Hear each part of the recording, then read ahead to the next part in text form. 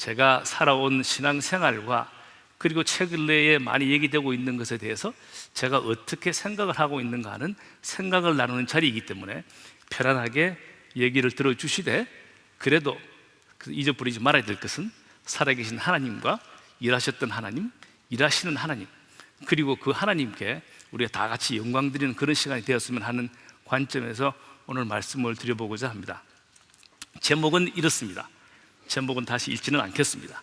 내용은 이렇습니다. 첫 번째는 저의 신앙생활 30년을 간증의 형식으로 말씀을 드리고, 그 다음에는 4차 산업혁명에 관해서, 그리고 세 번째는 사피언스 앤드 호모 데우스라는 제목으로 말씀을 드리고, 맨 마지막에는 하나님의 그랜드 플랜을 말씀을 드릴 텐데, 이게 무슨 연관이 있어서 저렇게 잘 이해도 못되는 얘기를 써놨는가 하면은, 일단 저의 간증은 제가 살아온 얘기를 말씀을 드리고, 그 다음에 열풍처럼 우리나라에 해다됐던 한 2년간의 4차 산업혁명을 간단하게 개념을 이해를 하신 다음에, 그 다음에 있는 게 뭔가 하면 사피언스, 호모 사피언스입니다. 사피언스 앤드 호모 데우스라는 두 책인데, 저게 지금 전 세계에 해자되는 가장 유명한 베스트셀러입니다. 그분이 작가가 유발 하라리라는 유대인인데, 그분이 인류의 탄생부터 인류의 미래까지 인문학적으로 그 책을 쓰면서 그 내용 안에 놀랍게도 4차 산업혁명의 얘기를 정확하게 인문학적으로 설명을 하고 있습니다. 그래서 그 4차 산업혁명을 좀 이해를 해야 그분이 얘기하는 인류의 탄생과 인류의 미래를 같이 이해를 하고 난 다음에, 그러면 이 속에서 발견되는 혹시 하나님의 뜻은 있는가, 하나님의 그랜드 디자인은 뭔가 하는 저희 생각을 같이 나누는 시간으로 하겠습니다. 저희 신앙생활 30년은 아주 간단히 이렇게 정리가 해보니까 되었습니다. 이렇게 될 줄 몰랐는데 해보니까 되었습니다. 30대 10년은 미국에 있었습니다. 40대 10년은 러시아에 거의 있었습니다. 그리고 지금 50대는 한국에 돌아와서 사랑의 교회에 있습니다. 신앙생활, 어머님이 그렇게 교회 가자 그럴 때 공부한다 바쁘다 그러고 안 하다가 입버릇처럼 내가 미국 주재원을 갈 텐데, 그때는 전혀 계획이 없었습니다. 미국 주재원을 가면 그때부터 교회를 갈 거라고 했는데 진짜 미국 주재원을 가게 됐습니다. 그래서 미국 주재원을 가니 놀랍게도 제 앞에 저를 인도하기 위한 저희 회사 동료가 있었고, 바로 저 교회로 전도가 됐는데, 그때 뉴저지에 있는 한인교회에 등록을 해서 다니게 되었습니다. 이제 이 교회 다니면서 이제 하나님이 뭔가 알아보려고 할 때쯤 한 3개월쯤 지났는데, 저희 집에 미국에서 가족이 다 오고 나서 처음으로 큰 위기가 발생을 했습니다. 저희 집사람이 미국 와서 아마 그 어떤 피로가 쌓였든지 굉장한 오열과 한기로 하루 종일 떨고 있었습니다. 그래서 떨고 있었지만 처음엔 나설 줄 알았는데 밤 8시에 퇴근해도 여전히 힘들어했고, 밤 10시가 지나도 힘들어했고, 제가 할 수 있는 모든 방법을 다 했지만 여전히 힘들어하고 있었습니다. 그래서 밤 12시가 넘어서 야, 이거 911을 불러야 되나? 아니면 지금 이 시간에 미국 문화에 익숙하지 않지만 병원 응급실로 가야 되나? 이렇게 생각을 하고 있다가 짧은 신앙생활이 갑자기 기도 한번 해보지? 그렇지, 어려운데 이런 때 기도를 해야지. 그래서 그 사람한테 기도할까라고 물었습니다. 기도해달라는 겁니다. 그래서 처음으로, 저희 인생 처음으로 기도를 했습니다. 우리의 요구사항이 뭐였는가 하면, 지금 같았으면 멋있게 기도했을 거예요. 살아계시고 역사하시는 하나님 아버지, 하나님의 치료의 광선으로 이 치유의 현장에 되게 하시고 하나님 앞에 영광을 돌리고, 이렇게 멋있게 했을 텐데, 그때는 유일하게 할 수 있는 기도가 하나님 아버지, 우리 집사람 잠들게 해주시옵소서. 잠들고 싶다니까. 하나님 아버지, 우리 집사람 잠들게 해주시옵소서.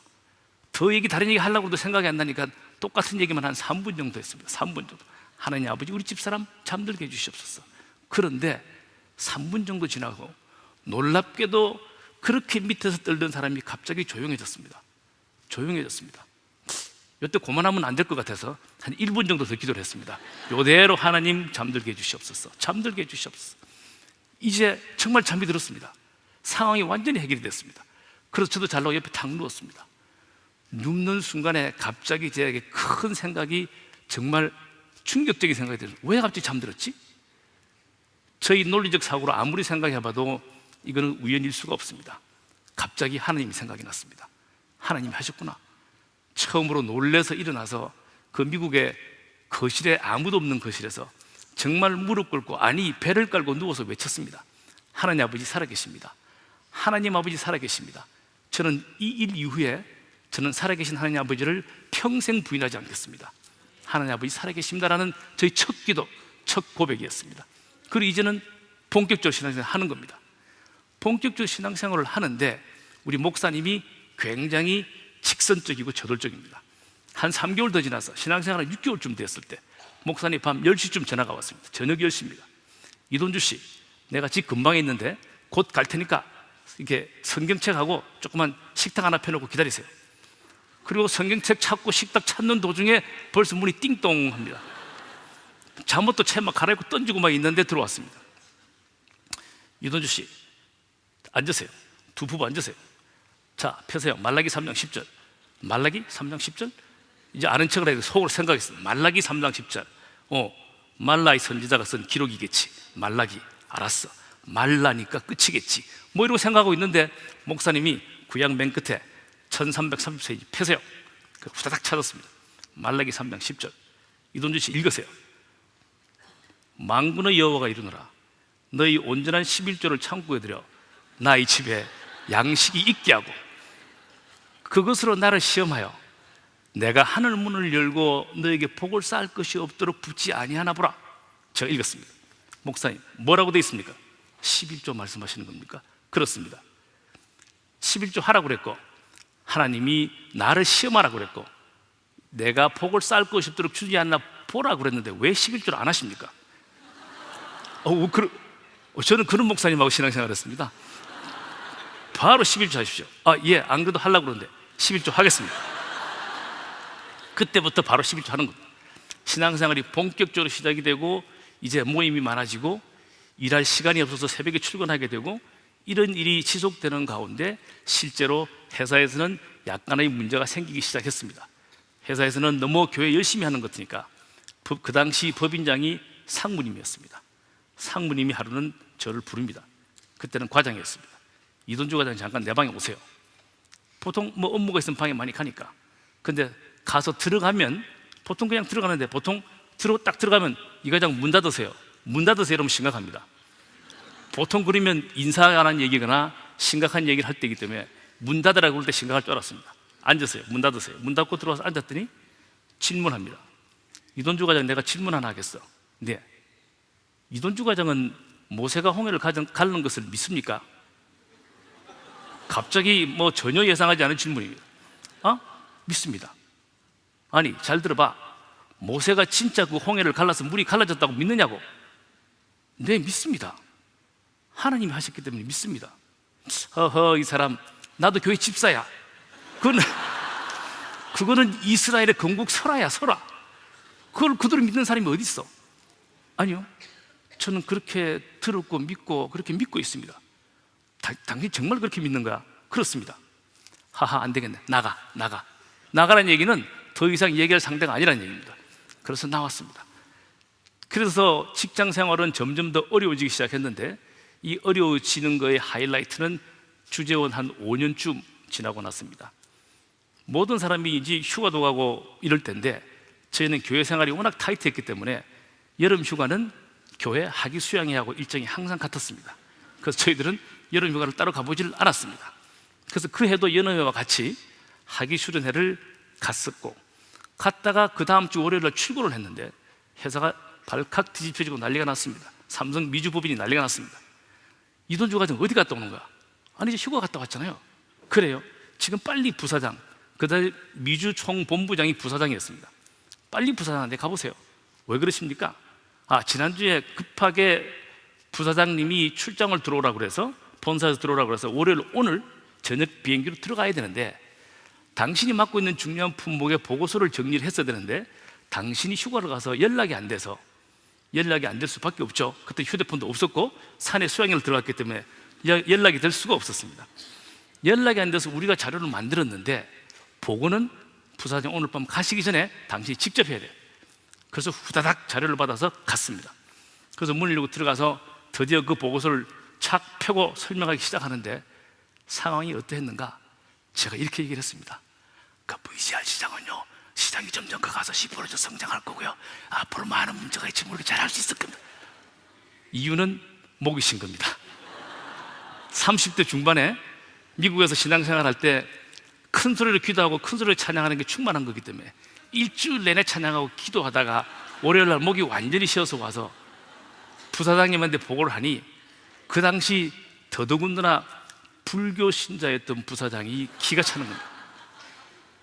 지금 당신 뭐 하는 거야? 주재원이 휴가를 보내주는 이유는 가서 쉬고 재충전해서 일을 열심히 하러 오라고 휴가를 보내줬는데 지금 당신은 목이 다 쉬었잖아. 다시 나가. 또 쫓겨나갑니다. 법인장한테 쫓겨나가고 부사장한테 또 쫓겨나가고 쫓겨나갔는데, 그리고 그 부사장은 그날 밤에 서울로 출장을 갔고 그 다음날 내 동기가 서울에서 전화가 왔습니다. 야, 동기니까 돈주야, 무슨 일 있었니? 왜? 그 부사장이 와서 서울에서 잠깐 회의를 하는데 회의를 시작하자마자 자료를 집어 던지면서 네 이름을 부르고 널 자른다고 그랬어. 본사 가자마자 널 바로 자른대. 그래서 내가 걱정이 돼서 전화를 한 거야. 그 전화를 받는 순간, 아, 이 위기가 왔구나. 내가 교회를, 제가 생각해도 너무 열심히 댕겼어요.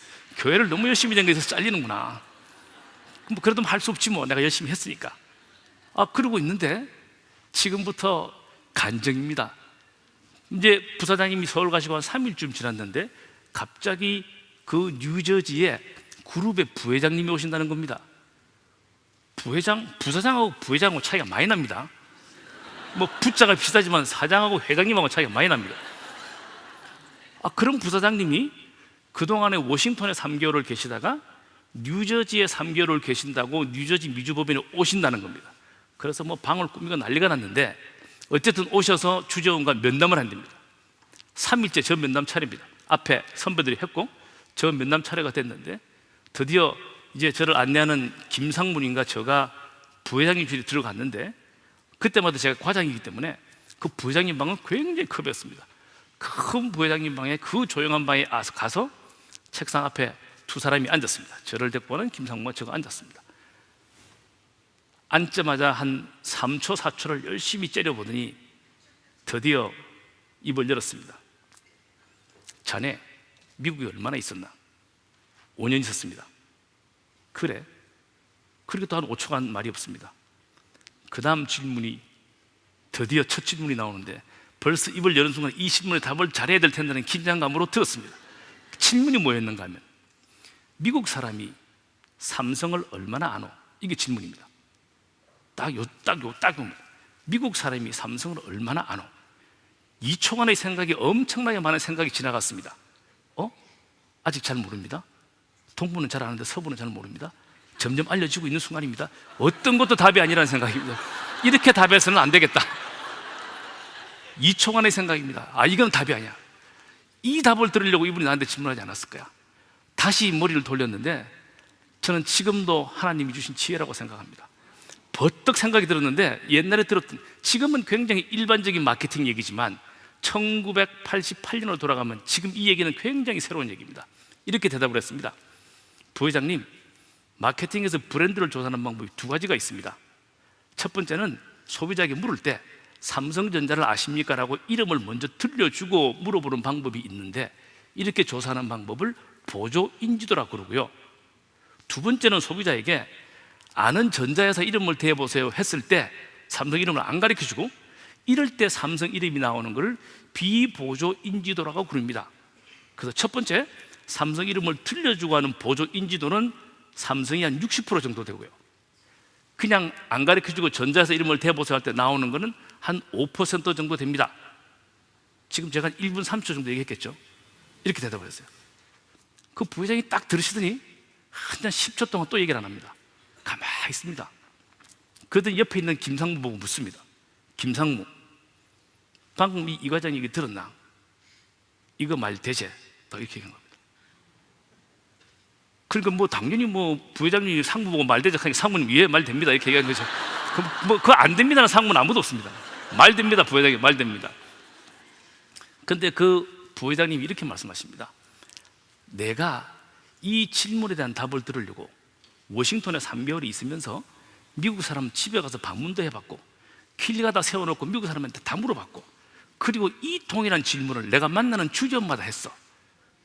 그런데 오늘 이 과장처럼 설명해 준 사람이 없었어. 나는 이해가 돼. 이렇게 된 겁니다. 이야. 근데 앞에 상황 잘 이해하셔야 됩니다. 불교를 믿는 부사장님이 저를 자르겠다고 가셨고, 한국에서 또 자르겠다고 그랬고, 아직 그분은 한국에 계시고, 그 사이에 3일 후에 부회장님이 오신 겁니다. 실상황입니다. 부회장님이 그렇게 얘기하고 난 다음에 이제 보통 한 2시간 얘기하는데 저는 오전 얘기를 다 하고 점심 식사까지 같이 했습니다. 그리고 이제 끝났기 때문에 돌아와서 김상문님도 사무실에 가고 저도 제자리에 왔습니다. 근데 갑자기 전화벨이 울렸습니다. 받았습니다. 그 부회장이 직접 전화하신 겁니다. 이 과장 바쁘나? 부회장님이 바쁘나는데 과장이 바쁠 게 없습니다. 부회장님 안 바쁩니다. 그래? 그러면 잠깐 올라와서 나랑 얘기 좀 해. 그 올라간 시간이 1시 반, 그리고 그분하고 얘기 끝난 시간이 밤 7시 반. 하루 종일 그 부회장과. 오전에는 제가 미국에서 말씀을 드렸다면 오후 그 부르고 난 다음에는 본인이 어떻게 해서 삼성그룹에서 부회장이 됐는가를 거의 6시간에 가깝게 얘기를 했습니다. 가운데는 졸았지만 끝까지 들었습니다. 그리고 이제 서울에 출장 갔던 불교 신자 부사장님이 돌아오시고, 그분이 돌아오신 시점이 언제쯤 되는가 하면 이제 인사 발표를 해야 될 때 정도입니다. 그 자를 놈 자르고 뭐 이렇게 할 텐데, 이제 오셨으니까 자르겠지. 그리고 뭐 자르지 못하지만 기임을 시킬 수가 있습니다. 한국을 바로 기임 이런 거 가능합니다. 그럼 본사 가서 인사해서 자르면 되니까. 그래서 이제 그런 얘기를 있겠다고 했는데, 곧 조금 이따 인사 발표하는데 어떤 일이 일어났는가? 이돈주 과장 1년 빨리 차장으로 특진입니다. 이때 제가 처음으로 특진했습니다. 이유를 몰랐는데 그 불교를 믿으신 부사장님이 한국에서 미국으로 오셔가지고 인사하고 이러는데 그 있던 부회장님이 부르신 겁니다. 부회장님이 부사장 나 좀 봐. 그리고 부회장님이 네 없는 동안에 내가 여러 사람을 만나봤어. 근데 내가 이돈주 과장을 만났어. 그리고 내가 인사카드도 다 봤어, 그 사람의. 근데 왜 그 사람이 아직 과장이야? 그래, 똑똑한 사람은 특진을 시켜야지. 빨리 특진을 시켜. 내용은 그렇습니다. 그래서 1년 특진이 된 겁니다. 수영에 가서 목이 찬양하고 노래다가 목이 쉬어서 보고 잘못해서 잘릴 뻔하다가 특진이 된 겁니다.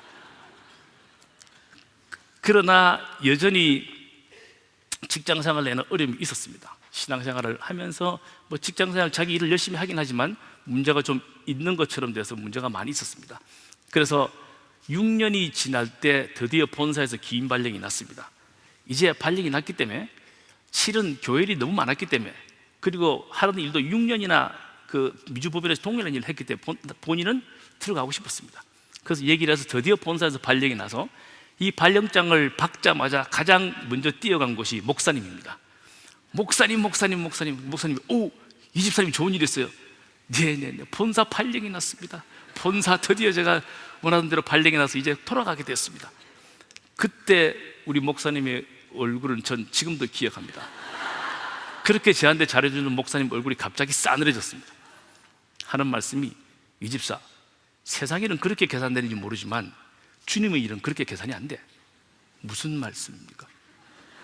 세상에 발령이 나서 지금 본사 들어가면 되지만 이 집사가 지금 맡고 있는 주님의 일을 얘기해봐. 저요? 이 교회 집사고요, 구역장이고요, 그리고 선교국장이고요, 청장년부 회장이고요, 그리고 교회 행사의 모든 사회를 지향하는 사람이고요. 그렇지, 이 일을 임기 중에, 그때 4월입니다 4월. 이거를 다 놓고 지금 가겠다는 겁니까?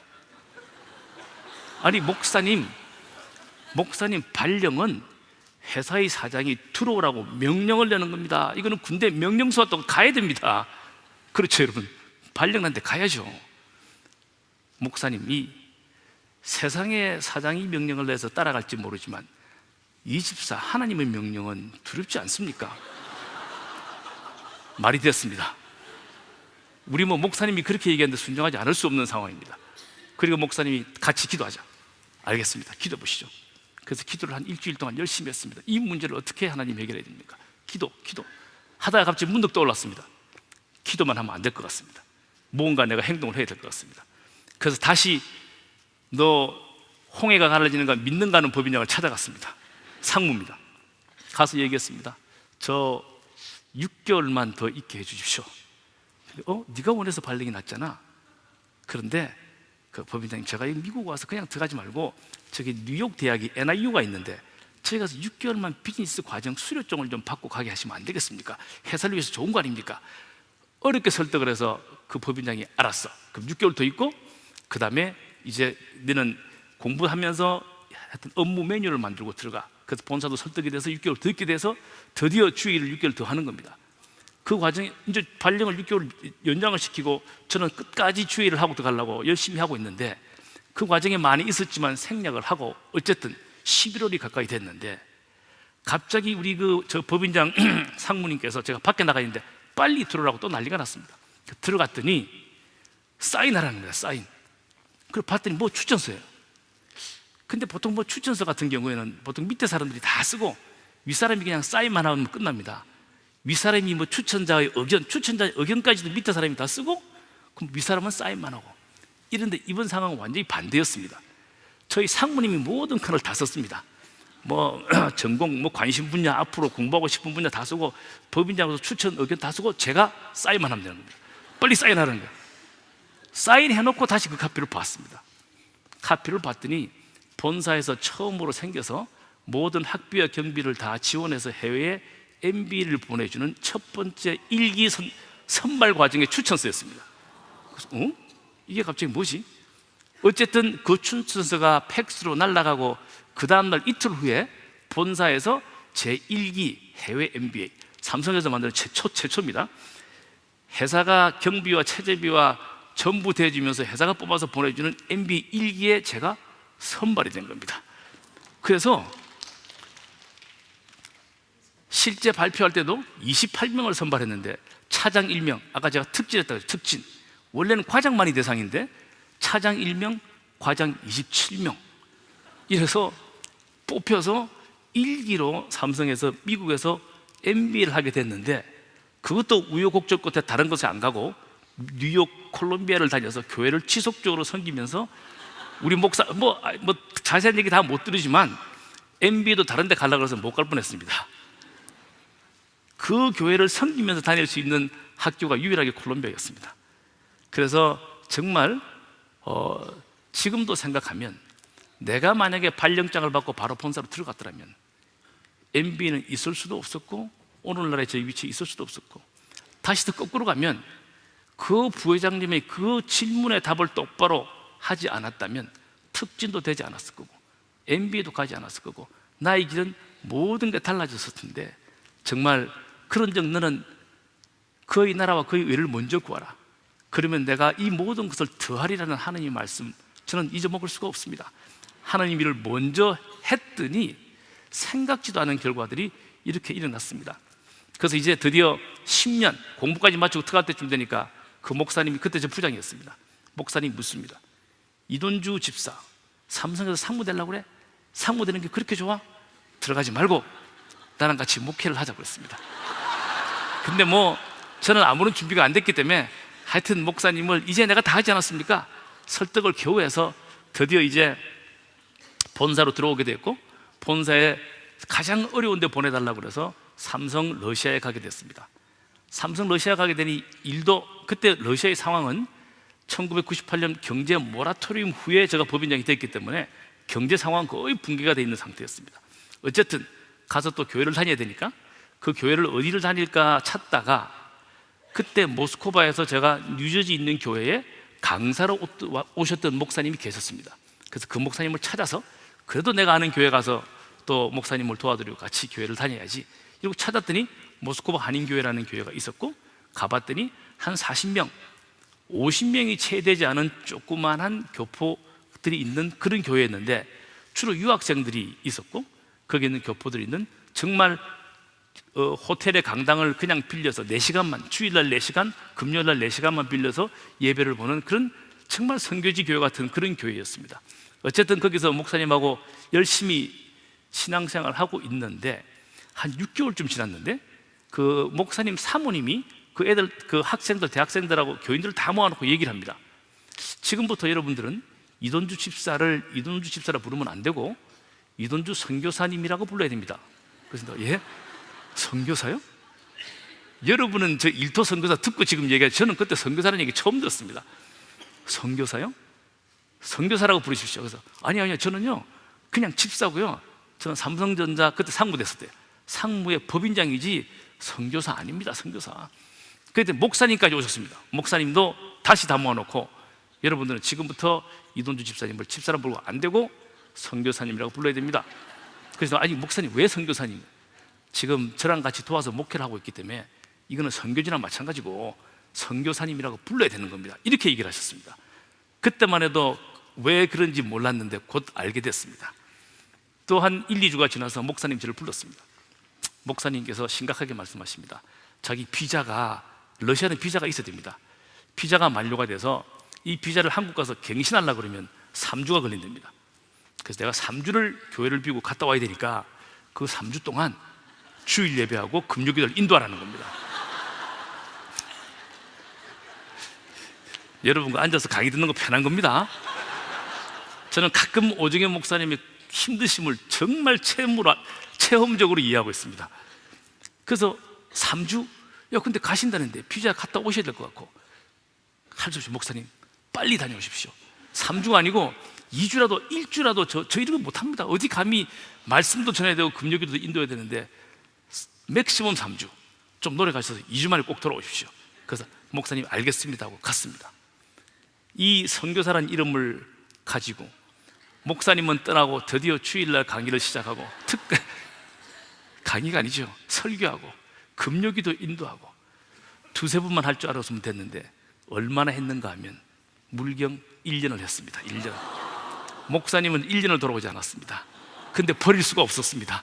하나님의 교회를 저는 버릴 수가 없었습니다.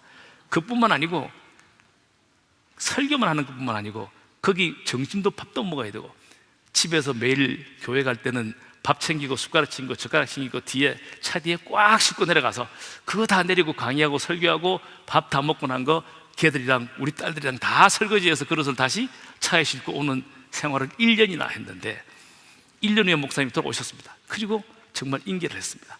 그 목사님 정말 많이 힘들었지만 그 일을 하는 동안에도 그 어렵던 러시아 법인은 매년 실적은 최고로 달성하면서 본사에서 시장하는 전 세계 최고 법인으로 뽑혔습니다. 그래서 정말 정신없이 교회 생활하고 일도 했지만 정말 내가 맡았던 법인은 전 세계 최고 법인이 되는 엄청난 업적을 올렸습니다. 근데 그 목사님이 이제 내가 끝나고 갈 때 돼서 이런 말씀을 하십니다. 이돈주 선교사님, 그때는 안수 집사를 시켜줬어요. 이돈주 안수 집사님, 삼성에서 꼭 사장을 한번 하십시오. 그리고 사장을 한 번만 하고 주일을 하십시오. 그때 제가 물어서 속으로 그 목사님 예 알았습니다라고 말했지만 속으로 삼성 사장? 아무나 안 되고요. 그리고 해외에서 돌다가 본사 들어간 사람은 사장이 된 사람이 없어요. 속으로 목사님이 바람상이지만 사장 된다는 것은 꿈도 꿀 수 없는 얘기입니다 라고 마음을 먹고 드디어 한국에 왔습니다. 한국에 와서 집을 구했는데 사랑의 교회 옆에 바로 옆에 구하게 됐고 사랑의 교회를 출석을 하게 됐고 그랬더니 제자반을 하라는 겁니다. 상당히 어려운 제자반을 하라고 하는데 제자반 은혜 가운데 얼마나 제자반이 은혜스러운지 우리 담임 목사님 여기 딱 서서 절대 도망갈 일 없는 담임 목사님 여기 계시고 젊고 유능한 부목사님들이 제자반을 운영하시고 책 있고 교재 있고 제자반 형제들 훌륭하고 모일 장소 있고 제자반이 어렵습니까? 저는 하나도 어렵지 않았습니다. 너무 좋았습니다. 이 기간 저 신앙생활 때 가장 좋은 기간이었어요. 정말 강같은 평화가 있는 이 대형 교회에 그때 이 건물 아니지만 저 건물에서 너무 좋았습니다. 다시 이제 러시아가 어려워져서 모스크바로 가라고 합니다. 모스크바 두 번째로 갔을 때는 이제는 그 목사님을 찾아가지 않고 최소한 교회 건물 있는 교회 건물 없이 떠돌면 안 되고 목사님도 가시면 안 되니까 이제는 건물 있는 교회를 찾아가서 모스크바 강림교회를 갔습니다. 그 모스크바 강림교회를 가니까 제가 사랑의 교회에서 제자반을 하고 왔다고 그러니까 그렇습니까? 조금 목사님 하더니 새신자반을 맡아주십시오. 근데 이건 괜찮았어요. 새신자반은 목사님 설교하시니까 뭐 몇 시간씩만 하면 되는 새신자반이니까 새신자반도 하고 또 저희 집사람은 거기 유년주일학교가 없어서 유년주일학교를 만들었습니다. 그랬더니 저도 물론 이제 전무가 되기도 했기 때문에 내 밑에 한 10명의 주재원이 있었는데 제가 상무 그 앞에 주재할 때는 교회를 가자 해도 오지도 않았지만 와도 호텔을 빌려서 애들이 오면 있을 데도 없는 그런 교회였기 때문에 별로 주재원들이 오지 않았습니다. 두 번째 주제는 건물도 있고 유년주일할 것도 있고, 그리고 내가 모르겠습니다. 그때 상무 이제 전무가 됐으니까 주전 10명 중에 시간이 흐르면 흐를수록 8가족이 다 우리 교회로 왔습니다. 유년주일할 것도 있고 건물도 있고 총괄님도 계시고, 총괄님 전무가 앞에서 인사해 주시고, 그 뭐 과장도 인사 받으시고, 과장님 사모님 잘 자리에 안내해 주시고, 다 옵니다. 다 와. 삼성 주재원이 오니까 현대 주재원, 기아 주재원이 옵니다. LG도 옵니다. 한국 요구르트도 왔습니다. 그래서 70명, 80명 교회가 이제는 180명 정도의 엄청나게 많은 신자가 됐고, 그 교회는 잘 운영이 되고 별일 없이 잘 갔는데 업무적으로 큰 위기가 한번 왔습니다. 거의 이제 업무 마지막 쯤이 됐는데 저 때도 굉장히 업무는 잘 됐습니다. 삼성전자 러시아 법인은 역시 엄청난 업적을 내고 있어. 그 당시 휴대폰으로 굉장히 큰 업적을 냈는데 휴대폰의 가장 큰 거래선에 그 총 오너가 있었습니다. 그래서 그 사람은 다른 사람이 보기에는 굉장히 이상한 사람입니다.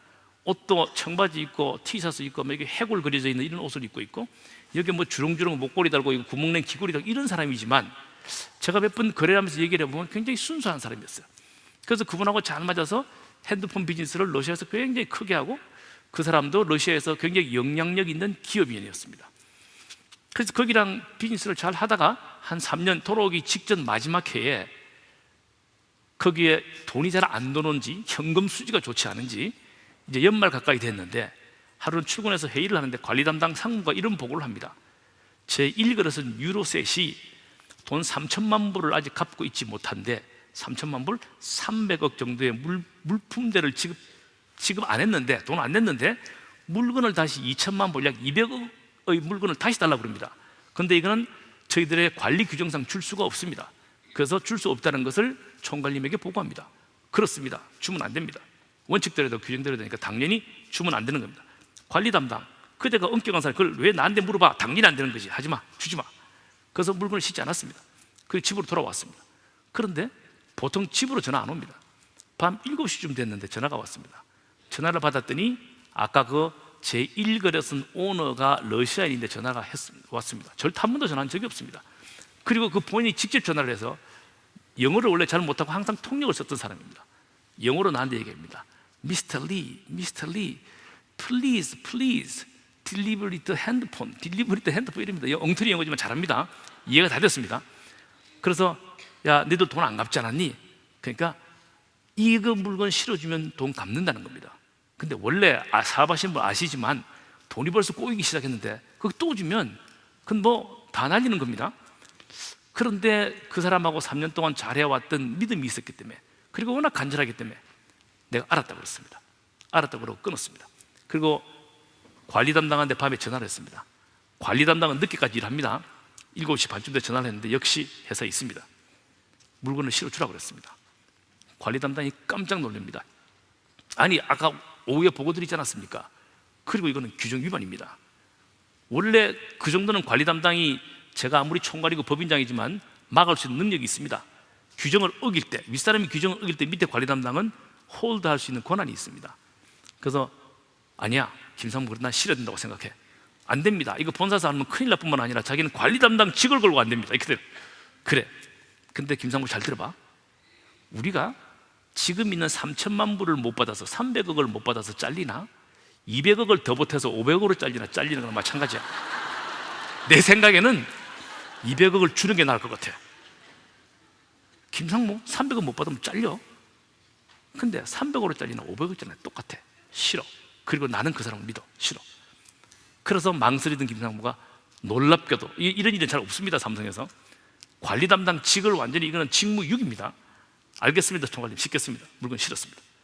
드디어 5천만 불의 빚은 받아야 되는 돈은 생겼고, 이틀이 지나고 제가 출근하려고 그러는데 집으로 항상 모스크바 타임즈 영자 신문이 옵니다. 영자 신문 일면 대문짝만하게 유로셋, 그 사람 이름이 치치바르켄입니다. 치치바르켄. 유로셋의 치치바르켄 escape to London. 런던으로 도망갔습니다. 신문의 일면의 대서특필입니다. 야, 정말 저 직장 생활하다가 이렇게 크게 당해본 건 처음이고, 아, 이제 이거 끝이구나. 그래서 일단 회사는 비서한테 내가 오후에 나갈게. 오늘은 좀 오전에 쉬어야 되겠다. 왜? 끝난 거니까. 내가 생각해도 500억 부도는 끝난 겁니다. 그래서 우리 집사람이 왜 회사를 안 나가냐고. 아니, 나 잠깐 이따 갈 거야. 그리고 집에 쉬고 있었습니다. 그리고 마음속으로 내가 회사 전무까지 와서 이때까지 했으니까 충분히 많이 했지. 이제는 다 접을 때가 됐구나. 충분히 많이 했어. 이러고 있는데 오후 한 11시 조금 넘어서 전화가 왔습니다. 관리 담당 전화입니다. 참 몇 번 안 받다가 번호하나 뻔합니다. 본사 대책 보고 했더니 이제 대충 두 분 책임지셔야 되고 이제 곧 들어오셔야 되고 이런 얘기를 통보받았을 겁니다. 그래서 제가 전화를 안 받다가 결국은 받았습니다. 김상무, 알았어, 알고 있어. 내가 김상무한테 너무 미안해. 만약에 내 얘기만 듣지 않았어도 저는 책임져야 되지만 그 관리 담당은 원칙대로 했기 때문에 김상무는 안전할 텐데 미안해, 나 때문에 김상무까지 책임을 지게 돼서 총괄님 알았다니까 나도 짐 쌀 테니까 미안하지만 김상무 짐 싸. 총괄님 그게 아니고요. 아니 그게 아니고 뭡니까? 아니요, 총괄님 잠깐 얘기 들어보세요. 뭡니까? 5천만 불이 지금 조금 전에 은행에 와이어 트랜스퍼로 돈이 다 들어왔습니다. 뭐라고요? 돈이 다 들어왔다고요? 돈이 한꺼번에 다 들어왔습니다. 이야, 그 얘기를 듣는 순간 정말 하느님이 보호하사가 아니라 하나님이 보호하사. 이럴 수가 있습니까? 도망갔는데 5천만 불이 그냥 다 들어온 겁니다. 그리고 이제 그 전화를 끊고 조금 있으니까 전화가 또 왔습니다. 국제전화입니다. 전화 받았습니다. Mr. Lee, I am 치치바라켄. I am in London. I paid your money. I paid only for Samsung. I didn't pay to Sony. I didn't pay to LG. 이야, 정말 영화 같은 장면입니다. 그러니까 그 사람의 순수성, 그 사람이 그때 나한테 Please, please, trust me. I will pay, I will pay. 그 사람이 전심이 있었던 겁니다. 저는 그 전심을 알아들었고 싫었고 그 사람은 도망가면서 저 돈만 갖고 도망간 겁니다. 어쨌든 이제 이렇게 해결이 돼서 러시아에서 정말 그 교회도 잘 되고 한국으로 돌아와서 다시 사랑의 교회에 들어왔습니다. 사랑의 교회에 돌아온 거죠. 돌아와서 저는 무선사업부에 갤럭시라는 아이디어를 드디어 정말 이건 하나님이 주신 지혜입니다. 애플에게 어려웠고 노키아에게 어려웠을 때에 갤럭시라는 비즈니스를 시작을 해서 갤럭시라는 프로젝트가 성공을 하고, 그래서 2013년에 모바일 스마트폰 하나만 가지고 113조의 매출. 비즈니스 하시는 분은 113조, 권사님, 여자권사님 와 하시는 분은 비즈니스 아시는 분이고 113조의 매출이 얼마나 큰가 모르시는 분이 대부분일 거고 113조 매출에 26조 이익을 내면서 저는 사장으로 승진합니다. 너무나 업적이 커서 캐리어라 보면 있을 수 없는데 있을 수 없는 실적이 났기 때문에 사장을 시켜준다라는 게 윗사람들의 편이었습니다. 그래서 사장을 하고 마치고 지금 이제 공무원으로 있으면서 시간이 나서 사역반도 하고 그리고 순장도 하고 은혜 가운데 잘하고 있는데 오늘 이 강의 때문에 시험 들 뻔했는데 그래도 한 3주 동안 고민하면서 하나님의 뜻이 있겠지. 그래서 열심히 준비해서 오늘 이 자리에 올라왔습니다. 자, 이게 저희 30년간의 짧은 신앙 간증이었습니다. 그래서 감사합니다. 가운데 하나님이 정말 일하셨고 역사하셨고 저를 인도하신 것에 대해서 저는 정말 지금의 매일의 고백에 감사하고 하나님께 일을 해야 된다고 생각하는 사람입니다.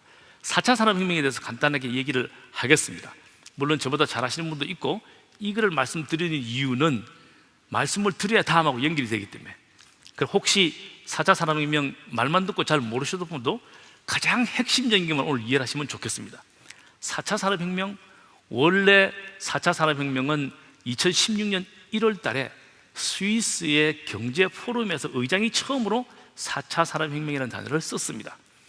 그분이 독일에서 시작한 인더스트리 4.0이라는 그런 운동이 있었는데 거기서 힌트를 얻어서 4차 산업혁명이라고 얘기를 했는데, 그리고 거꾸로 봤더니 우리 1780년에 전기 스팀 엔진이 발명이 되면서 생겼던 우리 학교 다닐 때 그냥 산업혁명이라고 그냥 배웠는데 그걸 그냥 1차 산업혁명이라고 그러고, 전기가 발명이 되고 이제 생산을 시작했던 데를 2차 산업혁명이라고 그런다면, 그리고 1970년대 80년도에 퍼스널 컴퓨터가 생기고 인터넷이 모든 사람에게 알려지면서 엄청난 변화를 일으켰는데 이때를 3차 산업혁명, 지금부터 올 기술의 변화가 워낙 커서 4차 산업혁명이라고 칭하는 게 맞겠다 라고 해서 지금 4차 산업혁명이라고 한 2년 전부터 한국, 중국, 일본에서 열풍이 일었는데, 실제 미국에 있는 실리콘밸리에 있는 사람들은 4차 산업혁명이 이 단어 자체를 모른다. 그들은 4차 산업혁명의 기술의 근원지이지만 이런 단어로 정의된 걸 이해하지 못한다입니다. 어쨌든 한국에는 열심히 4차 산업혁명을 얘기하는데 이 중에 가장 핵심적인 기술이 있습니다. 저기 써져 있는데 표가 나오나요? 있구나. 이거를 잘 이해를 해야 되기 때문에 계속 말씀을 드립니다. 저 오른쪽 끝에 IoT, 빅데이터, AI입니다. 아시는 분은 너무 잘 아는 얘기지만 혹시 잘 모르시는 분을 위해서 좀 더 설명을 하면 IoT, 인터넷 오브 띵스입니다. 인터넷은 우리가 알고 있는 인터넷이에요. 근데 왜 of things를 붙여서, things가 물건의 thing, things입니다. 복수. 그래서 한국말로 사물 인터넷이라고 얘기합니다. 이때까지 인터넷은 여러분이 쓰고 있는 인터넷입니다. 무엇을 조회하고 검색할 수 있었는가 하면 텍스트, 사진, 동영상 이런 거를 조회하고 정말 그 검색하는 인터넷이었다면, 지금 얘기하는 사물 인터넷은 인터넷 안에서 물건도 조회 검색을 할 수가 있다. 물건, things도, 텍스트뿐만 아니라. 그게 일부 지금 보이는 게 뭔가 하면 인터넷에 냉장고가 붙어 있다, 인터넷에 세탁기가 붙어서 컨트롤할 수 있다. 사물 인터넷의 스타팅 포인트입니다. 인터넷 오브 띵스. 인터넷 오브 띵스가 좀 더 발전을 하면 여기 있는 테이블도 다 IP 애드레스가 있어서 이런 테이블도 인터넷에서 검색 가능하답니다. 스피커도 이 번호가 있어서 이 스피커를 치면 언제 놓여 있고 현재 스피커는 연결되어 있고 안 되고 있고 쓰고 있고 안 쓰고 있고가 인터넷에서 조회 가능하다. 그게 IoT입니다. 그러니까 모든 많은 사물들이 센서로 인터넷에 연결되어 있다. 그런 세상이 온다가 IoT. 그 다음에 빅데이터. 빅데이터? 데이터 있었잖아. 그럼 좀 더 큰 거야? 그래요. 큰 데이터예요. 근데 클 뿐만 아니라 이때까지 컴퓨터의 데이터는 정형화된 데이터. 우리 보통 컴퓨터 좀 하시는 분 아시지만 데이터는 번호 1번, 이름 누구누구, 주민등록번호 누구누구, 그 다음에 이거 yes, no, yes, no, yes, no 이렇게 쫙, 여기 데이터의 하나의 데이터의 스트럭처입니다. 정형화된 데이터라면 빅데이터는 이렇게 정형화되지 않고 더 다른 형태의 데이터를 다 가지고 있을 뿐만 아니라 그 양이 무지무지 많다. 이렇게도 잘 이해가 안 되시면 이렇게 하면 이해가 잘 됩니다. 우리 남자 집사님들이 7분이 만났고 여자 권사님들이 7분이 만났습니다. 각자 가정의 가족을 파악하기 위해서 얘기를 시작합니다.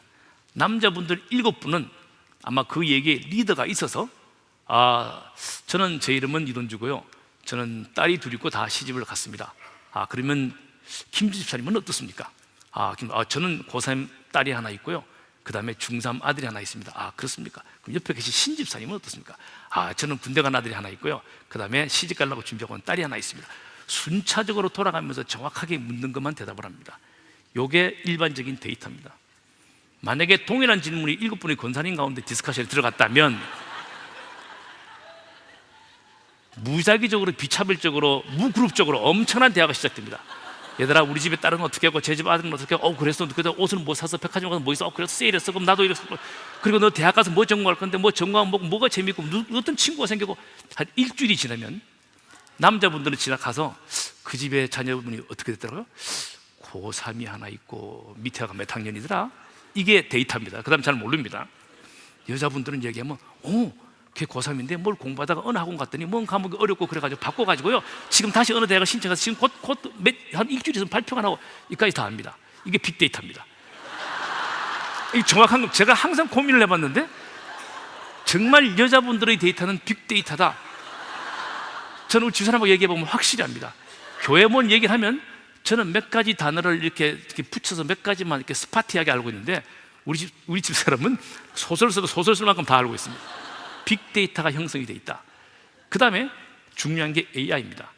아까 AI, Artificial Intelligence입니다. 인텔리전스, 지능은 지능인데 인공적으로 만들어진 지능이다. 반대 개념은 뭔가 하면 생물학적 지능, 우리 뇌가 이게 생물학적 지능을 가지고 있는 겁니다. 이 생물학적 지능 대신에 사람이 인공적으로 만드는 지능을 쓰기 시작한다. 이게 4차 산업혁명의 중요한 겁니다. 4차 산업혁명의 제일 중요한 거, 방금 중요한 단어만 얘기했습니다. IoT, 빅데이터, AI. 지금부터 끝나는 시간까지 이 얘기를 계속합니다. 그래서 잘 기억을 하시고, IoT, 빅데이터, AI가 중요하다. 4차 산업혁명은 결론적으로 기술 발전 때문에 생기는 건데, 그 전에 ICT 혁명이 있습니다. ICT, Information and Communication Technology. 인포메이션, 정보, 통신, 기술 혁명이라고 그랬습니다. 이것도 뭐 잘 이해가 안 되면 여러분이 스마트폰으로 네이버에서 검색하는 기술이 바로 ICT입니다. 인포메이션, 네이버에서 인포메이션을 다 받습니다. 근데 이게 통신으로 커뮤니케이션 돼서 왔다 갔다 합니다. 그전에는 정보를 책에서만 읽었어야 됐고, 내 있는 컴퓨터에서 있는 자료를 그냥 올리기만 했어야 되는데, 이제는 이 정보를 주고받고 하고 인터넷에서 찾을 수 있는 것을 내가 무슨 모바일 핸드폰에서 한다. ICT 혁명인데, 여기서 끝난 게 아니라 이제 AI가 붙어서 지금부터 생길 4차 산업혁명은 초연결사회, 아까 IoT에서 엄청나게 많은 것이 연결이 되고, 그 다음에 융복합 사회, 그 다음에 인공지능 시대를 4차 산업혁명 시대라고 그러는데, 4차 산업혁명이 다른 거하고 다른 것은 1, 2, 3차는 변화가 일어날 때 그 중첩되는 기간이 좀 있고 속도가 늦었다면, 4차 산업혁명은 빅뱅적으로 갑자기 폭발적으로 일어나고, 그리고 불연속적이고 기하급수적으로 일어난다. 그래서 미리 잘 준비를 하고 대비를 하고 있어야 된다. 그럼 4차 산업혁명이 일어났습니까? 아니요. 2025년쯤에 이 변화가 다 폭발적으로 일어날 거라고 생각합니다 라고 전문가들이 얘기합니다. 그 중에 지구상의 1조 개의 센서가 인터넷에 연결이 된다. 1조 개의 물건입니다. 이제 물건, 인터넷 오브 띵스가 연결이 된다. 지금은 한 200억 개에서 500억 개, 지금보다 20배에서 50배의 많은 물건들이 인터넷에 연결이 되는 시대, 그리고 인류가 90%가 스마트폰을 쓰는 시대. 지금은 한 70%의 인류가 스마트폰을 쓰고 있습니다. 90%를 하면 한 사람부터 5살까지가 안 쓰고, 초고령에 계신 분들이 안 쓰고, 일부 포기하는 사람을 빼고는 모든 전 인류가 다 스마트폰을 쓰는 그런 시대가 온답니다.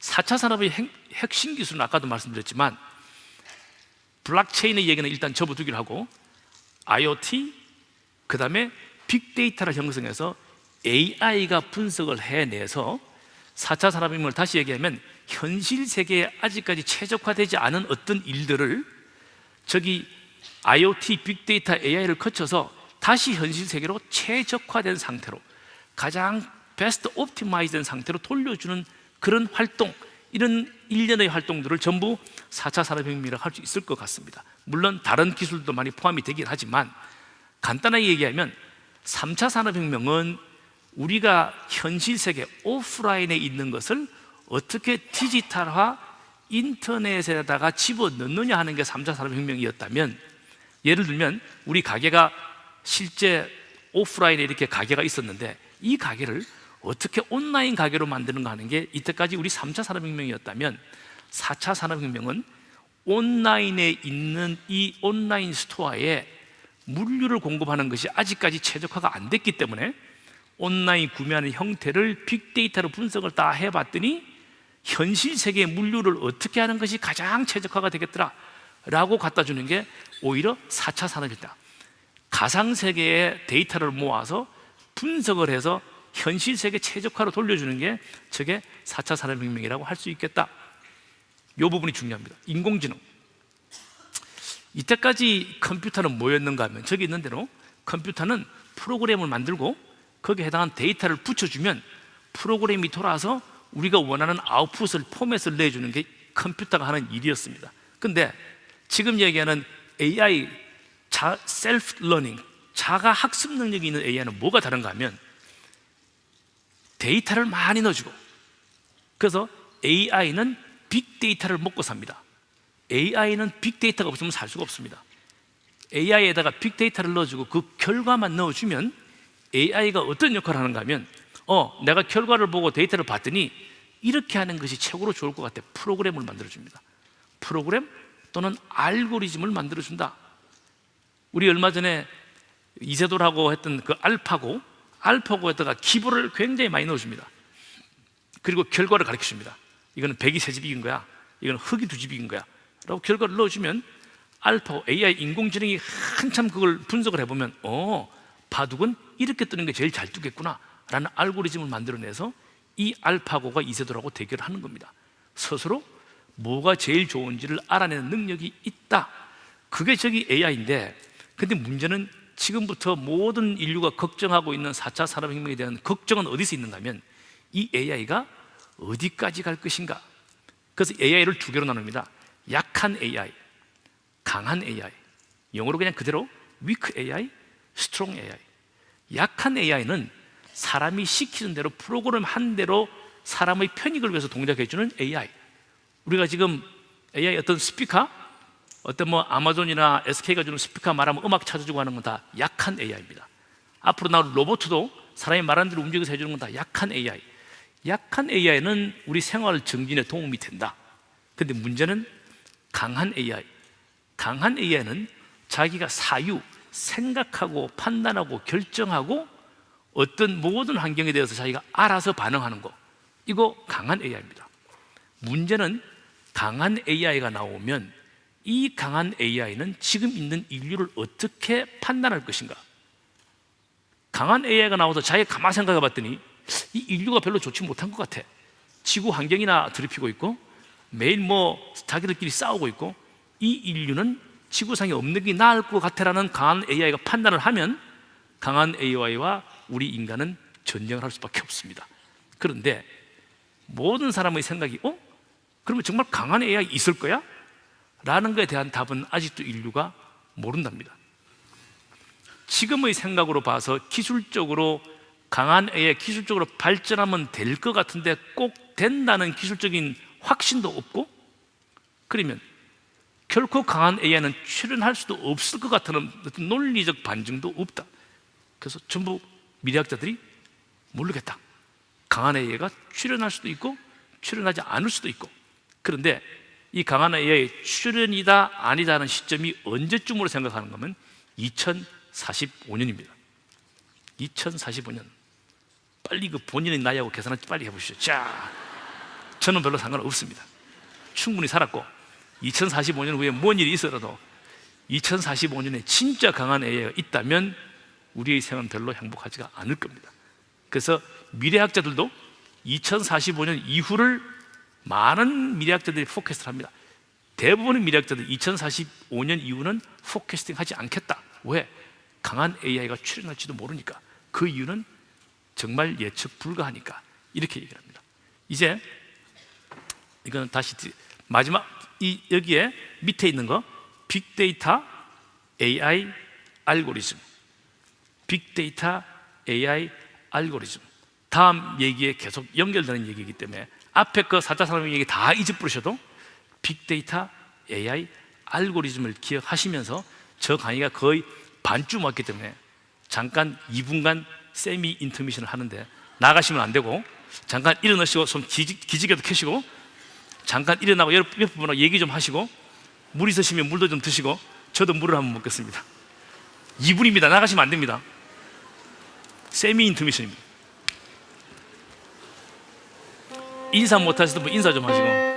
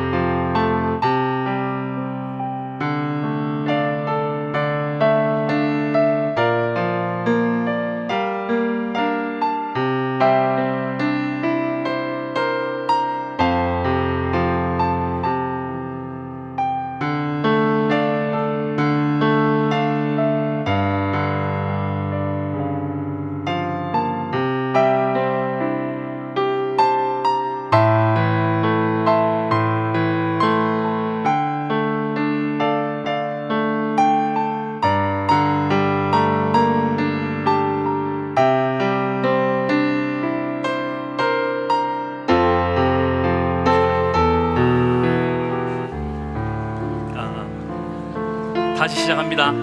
다시 시작하겠습니다. 다시 이제 마지막 4차 산업혁명 마지막 부분 기억하려는 거 다시 한번 복습하고 갑니다. 앞에 거 뭐 복잡한 거 다 잊어버리셔도 되는데 뒤에 다시 한번 연결이 되기 때문에 빅데이터를 AI가 먹고 알고리즘을 만들어낸다. 이것만 아시면 뭐 어디 가서 얘기하시면 4차 산업혁명이 아마 굉장히 고수처럼 들릴 겁니다. AI는 빅데이터를 AI가 먹고 AI가 알고리즘을 만들어낸다. 이 얘기에 지금부터 핵심이 있습니다. 자, 이제 이 두 책에 관한 얘기를 하려고 합니다. 사피언스와 호모데우스. 이 두 책은 유발 하랄이라는 유대인이 쓴 책입니다. 앞에 사피언스는 저거 호모 사피언스인데 왜 호모를 뗀지 모르겠지만 그냥 사피언스라는 책을 2011년에 썼고 4년 후 2015년에 호모데우스라는 책을 썼습니다. 이 두 책에서 첫 번째는 인류의 탄생과 멸망을 예언을 했고, 데우스는 미래의 인간은 이러기를 원한다라고 얘기했는데, 작가 유발 하라리. 전 처음에 저 한국말로 쓴 작가 이름을 보고 상당히 오해를 했습니다. 유발 하라리, 유발한다. 근데 그게 영어였습니다. 유발 하라리가 본인의 이름이고 1976년생, 이스라엘에 태어난 1976년, 올해로 만 41세입니다. 그런데 2002년에 옥스퍼드 대학에서 중세 전쟁사로 박사학위를 받고 그 이후에 강의를 하고 있으면서, 저기는 상 받은 거 2012년에 영 이스라엘 아카데미 오브 사이언스 상 받았다고 하나만 써져 있는데 실제는 저거 외에도 많은 상을 받았습니다. 그리고 현재 예루살렘에 있는 히브리 대학 교수인데, 이 사람의 지금부터 얘기를 하겠지만 그냥 인문학 역사학을 아는 정도가 아니고 철학, 생물학, 전자공학, 그 다음에 유전자공학, 정말 섭렵을 해서 모르는 게 없을 것 같은 많은 주제를 얘기를 하고 있습니다. 그래서 인문학상을 많이 받고, 근데 이 사람이 이 책을 썼던 시기가 우연히도 4차 산업혁명의 이 큰 기술적인 설명에 인문학적 관점으로 써둬서 갑자기 더 폭발적으로 베스트셀러가 된 책이라고 할 수가 있는데, 저분 사진을 한번 보시면 정말 말 그대로 천재적인 유대인처럼 생겼습니다. 굉장히 머리도 좋고 영리한데 약간 가끔 우리 목사님이 말씀하시는 눈에 어두운 기가 있는데, 저분이 공식적으로 자기는 하나님을 믿지 않는다라고 얘기했습니다. 유대인이면서 저 책을 쓰면서도 지금부터 얘기는 이 사람의 얘기를 요약해서 하는 겁니다. 오해 없으시기 바라고, 하나님을 믿지 않는 가장 젊은 천재적인 인문학자가 바라본 인류의 탄생과 미래의 인류상을 이 사람의 얘기를 하는 겁니다. 둥어를 간추리면 이렇게 간략합니다. 이렇게 얘기를 합니다. 사피언스는 호모 사피언스, 지혜 있는 인류입니다. 사피언스는 7만 년 전에 인지혁명을 통해서, 인지혁명이 뭔가 말을 한다는 겁니다. 말을 할 수 있는 기능을 통해서 이 지구를 점령을 하고 다른 종은 다 없어집니다. 네안데르탈인도 없어지고 사피언스만 살아남고, 12,000년 전에 농업혁명을 하고 500년 전부터 과학혁명이 일어나면서 과학이 발전하기 시작을 해서 그동안의 문제였던 인류가 살면서 전쟁, 배고픔, 기아, 병, 이런 문제들을 인류가 거의 다 해결해 가는데, 인류는 과학이 더 발전해서 유전자공학, 생명공학 이런 거를 하면서 인간이 결코 넘지 말아야 될 지적 경계선을 넘어가려고 그러고 있다. 인간이 이 지적 경계선을 넘어가면 다른 초인류가 출생을 해서 사피언스가 멸망할지 모른다라는 게 사피언스 책의 끝입니다. 그리고 4년 후에 호모데우스라는 책을 씁니다. 그 책에서 뭐라고 그러는가 하면, 호모데우스인데 이 데우스가 라틴어로 신입니다. 신. 한국말로 호모데우스라고 어떻게 번역을 했는가 하면 신이 되고 싶은 인간, 번역을 잘한 것 같습니다. 호모데우스라는 책을 썼는데, 인간은 밑에 있듯이 지금의 인간은 불멸, 죽지 않고 행복하고 그리고 신같이 되기를 원하는 인간들이 살고 있다.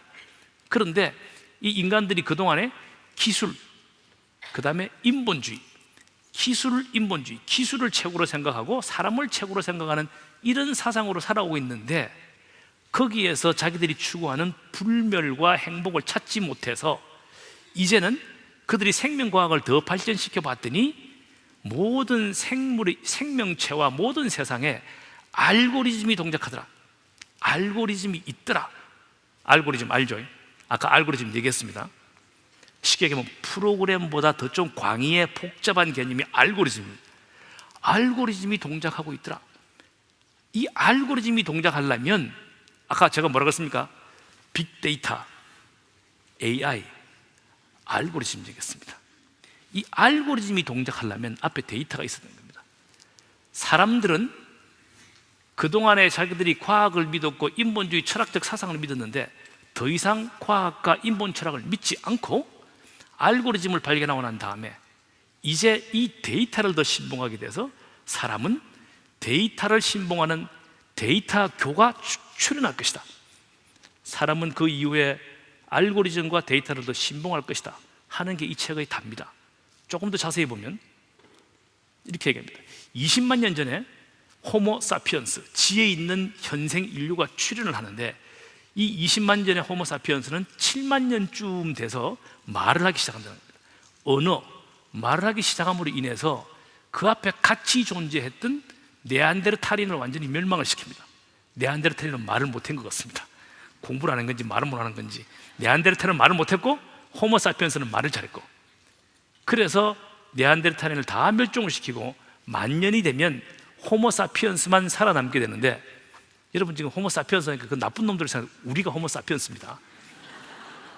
우리만 살아남았다는 얘기입니다. 호모 사피언스 후에 우리만 살아남았다.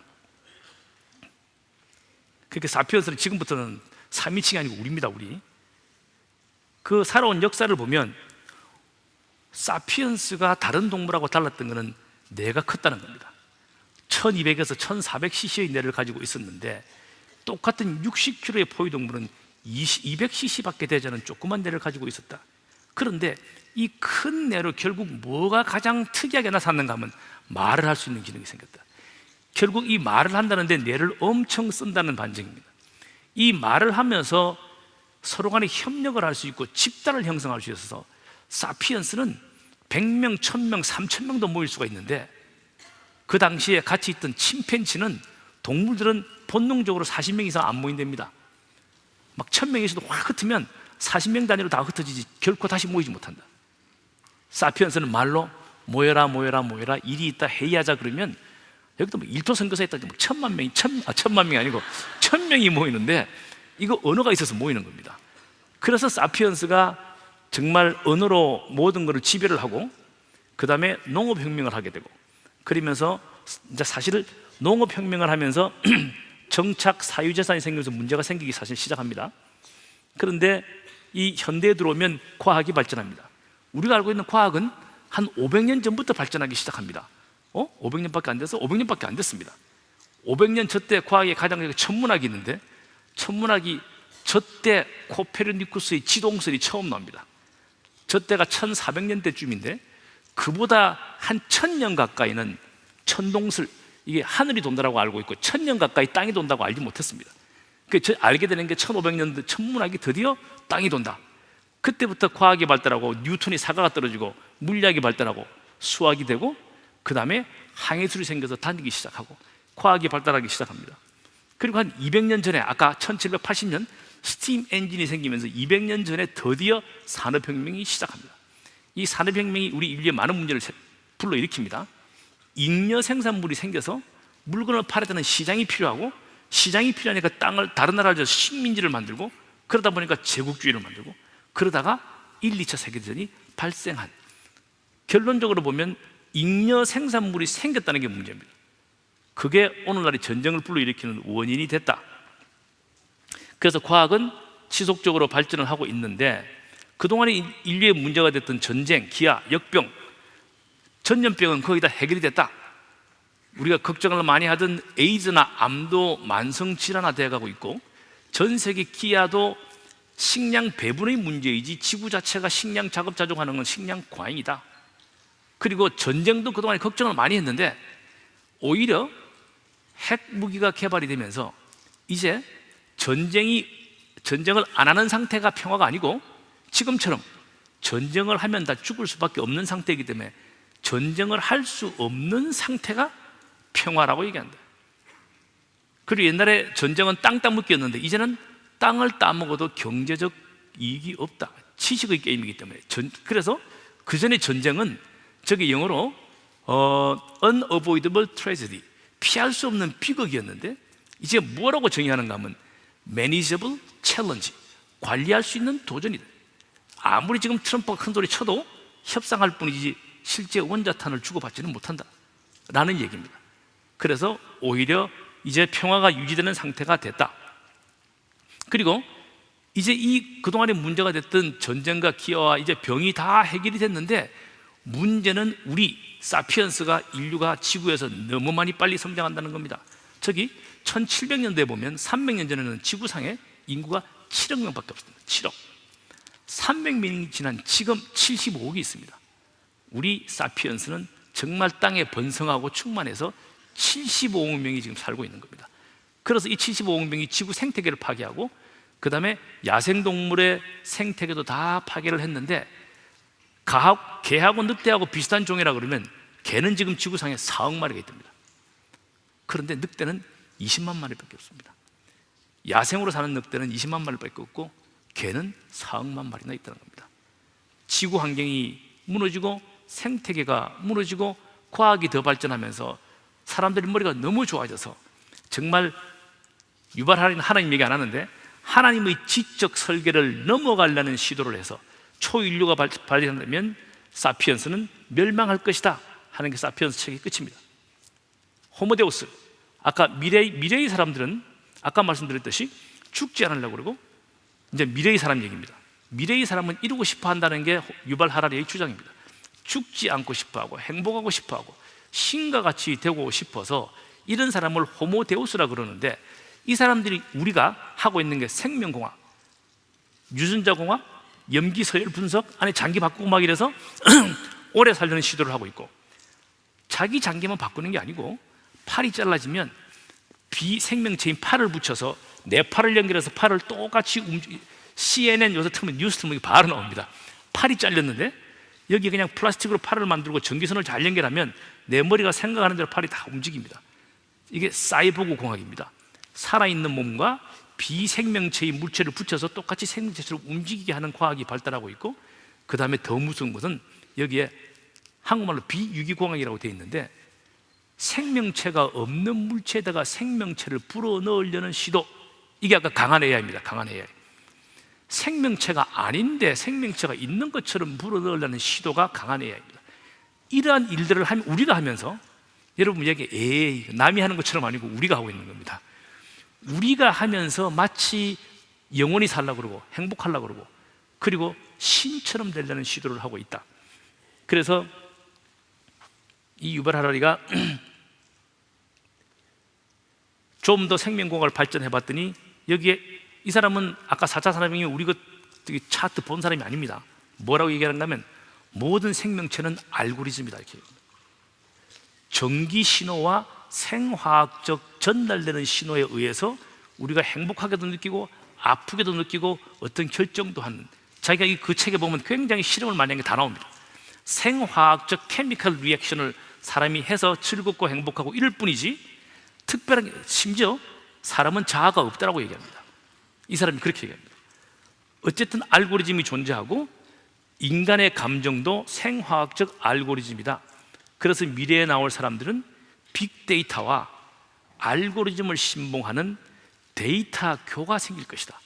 데이터 릴리전이라고 합니다. 이 사람이 정확하게 데이터 교가 생길 것이다. 그런데 이 책을 다 쓰면 그 두 권의 책에 가면서 그가 군데군데 스스로 퀘스천 마크를 붙이는 게 있습니다. 이렇게 얘기합니다. 스푸타닉 위성과 아폴로 11호가 올라갔을 때 스푸타닉 1960년도에 소련이 인공위성을 쏘고 아폴로 11호는 1967년에 미국이 사람을 달에 보낼 때, 그러고 난 다음에 많은 미래학자들이 얘기했습니다. 1995년 또는 2010년 그때쯤 되면 강대국들이 전부 우주 식민지를 보내기 위해서 아마 우주를 정복하고 있을 거야. 달나라는 러시아가 깃발을 꼽으면 화성은 미국이 깃발을 꼽고 이런 일이 일어날 거야 라고 예측을 했답니다. 근데 지금 우리 다 지나왔는데 아무도 달나라나 화성에 가서 국기를 꼽지 않는다. 우주 식민지 없다. 40년 전의 예측이 완전히 틀렸다. 또 한 가지는 그때 1960년 당시에 우리 1990년쯤에 인터넷이 막 일반에게 보급되기 시작했는데 지금 이렇게 중요한 인터넷을 1960년 당시에 아무도 예측하지 못했다. 그거 같이 내가 한 40년 전 얘기하는데 내 얘기가 틀릴 수도 있다. 미래에 따라서 본인도 세이프 가드를 잘 만들어 놓는 겁니다. 그리고 그 다음에 이 두 번째 게 중요합니다. 만물 인터넷, 아까 이 사람 다시 한번 빅데이터, AI, 알고리즘을 잊어먹으면 안 됩니다. 이 사람 뭐라 그러는 거면 만물 인터넷의 위대한 알고리즘이 어디서 나오는지 모르겠다. 알고리즘이 현상적으로 이렇게 다 동작하고 있는 건 자기가 봐서 알겠고, 그 다음에 이 알고리즘이 나오려면 데이터가 있어야 되는데 만물 인터넷에 데이터가 있다. 자, 그런데 누군가 가운데서 아까 AI가 아까 있었잖아요. 아까 빅데이터, 인터넷에서 오는 빅데이터, 그 다음에 AI가 있어야 되고, 그 다음에 알고리즘이 있는데 제가 뭐라고 얘기한 거면 위대한 알고리즘이 만물 인터넷에서 오는 건 알겠는데 어디서 오는지는 모르겠다 이렇게 얘기합니다. 근데 여기는 만물 인터넷이라고 그랬습니다. 아까 저는 사물 인터넷이라고 했어요. 인터넷 오브 띵스였는데 이 사람이 생각하는 미래는 인터넷 오브 올 띵스입니다. 그래서 만물 인터넷입니다. 모든 물건이 인터넷에서 다 서치업을 하다는 가정에 얘기하는 겁니다. 그런 세상이 곧 온다고 얘기합니다. 아까 제가 1조 개의 센서가 있어야 된다고 그랬는데 이 사람이 얘기하는 더 이후라고 생각하면 모든 세상의 것들이 인터넷에서 다 연결됐을 때 이런 얘기입니다. 그 다음에 생명에 대해서는 발을 뺍니다.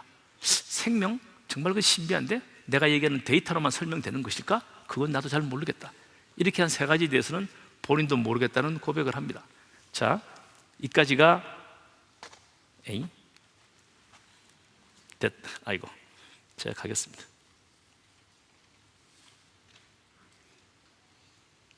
자, 그래서 호모 사피엔스와 데우스의 얘기를 다 말씀을 드렸는데 한번 다시 돌아가면 사피엔스가 멸망할지도 모르고 인류는 미래에서 이런 불멸의 하느님과 같이 신성이 되고 싶다는 이런 얘기를 하면서 만물 인터넷과 알고리즘이 있다는 얘기를 지금 유발 하라리가 했습니다. 근데 지금부터 4차 산업혁명과 유발 하라리 이 얘기를 다시 잘 정리를 하면서 제가 생각하는 하나님의 그랜드 디자인, 하나님이 어떤 뜻이 여기 있어서 이 사람들 생각에 뭐가 빠졌지? 보면 방금 우리가 3차 산업혁명의 컴퓨터와 4차 산업혁명의 AI를 저렇게 설명했습니다. 빅데이터와 AI가 있어서 알고리즘을 만들어주는 거야. 그래서 최적화하는 거야. 자, 그런데 실제 빅데이터도 사실은 무한 데이터는 아닙니다. 미래 또는 아니 현재 벌써 존재하고 있는 무한의 데이터가 있습니다. 무한의 데이터가 있고 그 다음에 무한의 알고리즘이 있는데 단지 우리가 다 그걸 알지 못하고 다 이렇게 컬렉션하지 못했을 뿐이 다 있습니다. 아까 정확하게 유발 하라리도 뭐라고 그랬는가 하면 만물 인터넷에서 나오는 위대한 알고리즘은 어디서 오는지 모르겠다. 우리 신앙을 가지고 있는 우리는 압니다. 어디서 옵니까? 전능하신 하나님에게 오는 겁니다. 다른 AI, 아티피셜 인텔리전트가 아니고 올마이티 인텔리전스가 가운데서 모든 것을 통제하고 있답니다. 그래서 이렇게 된다면 더 발전하면 발전할수록 사피엔스는 토탈 컨트롤하는 올마이티 인텔리전스가 있다는 것을 인정하지 않을 수가 없을 것이고, 그렇게 되면 하나님, 데이터교가 아니고 많은 사람은 시간이 가면 갈수록 기독교로 몰려올 것이다. 살아계신 하나님을 인정하지 않을 수 없는 그런 상황이 과학적으로 자기들끼리 결론을 몰아올 것이다. 그랜드 디자인 2입니다. 사피엔스 알고리즘, 모든 게 알고리즘으로 되어 있다고 그러는데 아까 사피엔스는 내가 커서 말이라는 알고리즘을 사피엔스는 특별히 줬는데 하나님은 왜 사피엔스에게 말을 줬을까? 하나님이 말이 없어도 종족 본능에다가 뭐 아브라함, 이삭에 다 갈 수 있는데 왜 말을 주셨을까? 우리 잘 알고 있습니다. 태초에 말씀이 계셨으니 이 말씀이 하나님과 함께 계신 이 말씀이 곧 하나님이라. 하나님이 말씀이신데 하나님이 인간에게 자기를 현현 나타내려고 그러는데 나는 고차원적인 말을 가지고 있는데 저 인간이 말을 알아듣지 못하면 내가 하나님인 걸 어떻게 나타내리란 하나님의 큰 뜻이 있는 겁니다. 나 말씀이야. 내 하는 얘기를 내가 너희들에게 가르쳐준 남보다 큰 내를 줘서 알게 한 언어로 나를 알아들으라고 주셨습니다. 더 재밌는 발견은 창세기 11장에 바벨탑의 얘기가 있습니다.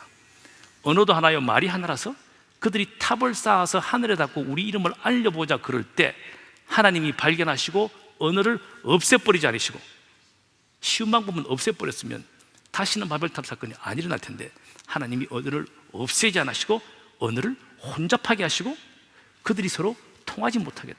너희들끼리 통하지 못하지만 나 하나님, 내 말씀은 각자 알아들어야 돼 하는 하나님의 깊은 뜻이 저기에도 있지 않았을까?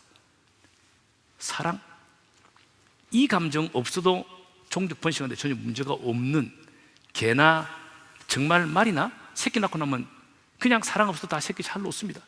근데 왜 인간들에게는 저런 사랑이라는 감정을 주었을까? 우리 다 젊었을 때 한 번은 정말 아파봤던 저 감정 뿐만 아니라 한 번 아파보고 잊어버릴라 그러니까 또 많은 소설과 어떤 영화를 통해서 로미오 줄리엣, 젊은 베르테르의 슬픔, 또 뭐 있을까요? 요새 또 발레 지젤도 보시는 분 있습니다. 또 시간 나시는 분 지금 저 잠실 샤롯데 뮤지컬 극장에 가면 닥터 지바고 합니다. 닥터 지바고, 영화의 러브 스토리.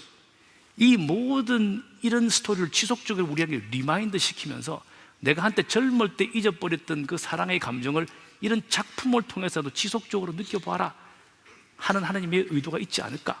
그런데 이 유명한 작품의 대부분은 사랑은 죽음을 동반합니다. 로미오 줄리엣은 둘 다 죽습니다. 젊은 베르테르의 슬픔, 베르테르가 권총으로 자살합니다. 지젤도 왕자를 사랑해서 먼저 여자가 죽습니다. 닥터 지바고, 남자 지바고가 죽습니다. 러브 스토리에 나오는 그 뉴욕의 센트럴 파크에서 눈 먹으면서 넘어지면 여자 이름을 찾았습니다. 제니도 죽습니다. 모든 사랑은 그런 짜릿한 감정을 줌과 동시에 죽음을 동반하는데, 이게 그냥 있는 게 아니고 하나님이 예수 그리스도를 보내주시려고, 하나님께서 예수 그리스도를 보내시면서 뭐라고 그러셨는가 하면, 하나님께서 세상을 이토록 사랑하사, 하나님이 사피엔스 얘기를 해야 되는데 내가 너를 사랑하느니라. 근데 이 사랑의 감정이 우리에게 없었다면, 그냥 동물적 본능만 있었다면 하나님 내가 너를 사랑한다고 아무리 얘기해도 우리는 알아들을 수가, 감정적으로 그 하나님을 이해할 수가 없었을 텐데, 하나님은 미리 아시고 예수를 보내주셨을 뿐만 아니라 예수 그가 자기를 낮추시고 죽기까지 복종하사 십자가에 죽으심이라.